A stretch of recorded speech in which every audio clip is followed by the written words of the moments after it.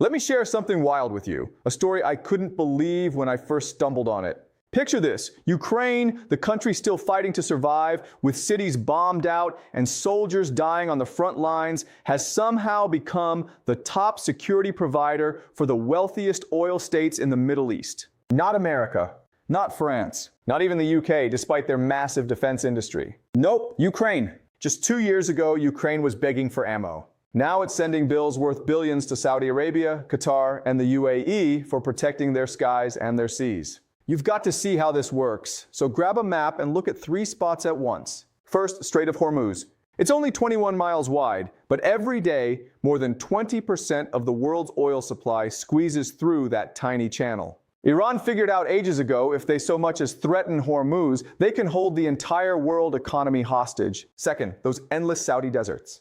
That's where you'll find the most powerful American military bases outside the US, with fleets of F-35s, early warning planes, and refueling tankers sprawled across the sand. Decades of hardware just sitting there. Iran has been lobbing cheap kamikaze drones at them for years. Third, Ukraine. It's survived 4 years of the nastiest, most tech-heavy war in modern memory. They've learned how to kill drones with next to no budget.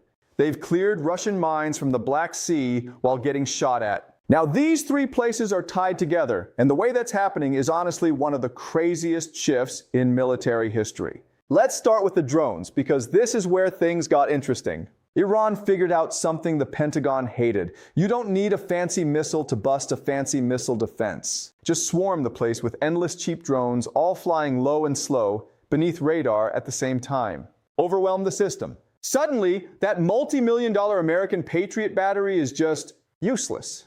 Remember that big attack in March? The bases got exposed. An American early warning plane, completely priceless, almost got hit while parked. The Pentagon needed a fix, fast. That fix came from Ukraine.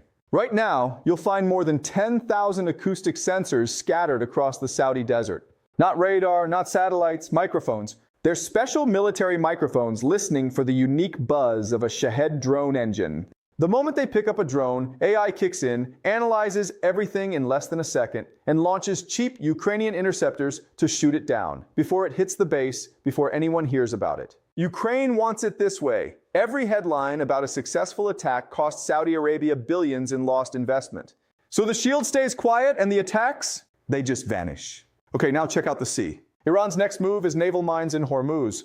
Drop enough mines in a narrow strait and you don't need a firefight. Just wait. One tanker hits a mine, oil prices explode, world economy freaks out, and Iran wins without any combat. Who do you want clearing those mines? The Navy, with 4 straight years of clearing Russian mines under fire. Ukraine is now sending NATO-standard mine-hunting ships to Hormuz. These vessels, trained in the UK, carry underwater drones and have almost no magnetic signature, so they can hunt mines without setting them off. What used to take weeks now takes hours, with 0 risk. Ukraine's also sending its famous Magura naval drones, those same drones that gave the Russian Black Sea Fleet nightmares, to escort oil tankers. They patrol alongside Saudi supertankers, ready to intercept any Iranian speedboat before it can get close. Here's where it gets big. This isn't just some wartime temporary deal.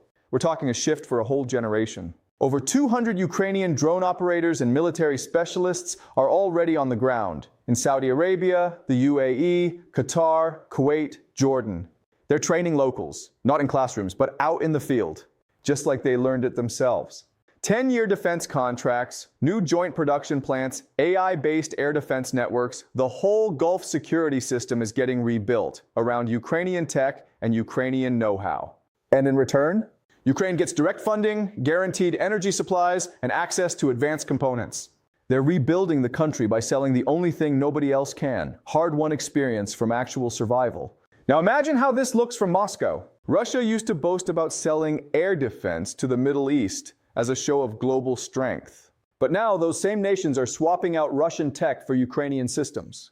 The country Russia's trying to wipe out has basically walked into Russia's best arms market and taken it over. So, yeah, the world just watched a nation fight for its life, and in the process, become a cornerstone in global security. Not because it had the biggest weapons, but because its gear had actually been tested and proven. Here's my question. If Ukraine can pull this off while fighting for survival, what happens once the war ends? And what does Iran do now with its biggest moves suddenly neutralized? Drop your thoughts in the comments. And if you want more stories like this, well, you know what to do.